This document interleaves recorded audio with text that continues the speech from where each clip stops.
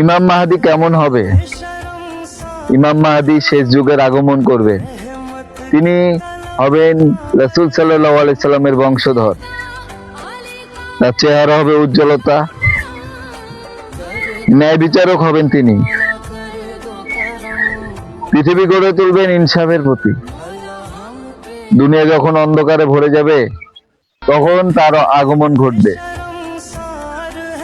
পৃথিবী অন্ধকার থেকে আলোয় ফেরানোর জন্য তিনি আল্লাহর নির্দেশে দুনিয়ায় আগমন করবেন। তিনি আসবেন ইনসাফ নিয়ে। আমরা কি তার সঙ্গে হবার জন্য প্রস্তুত? बिखरे हुए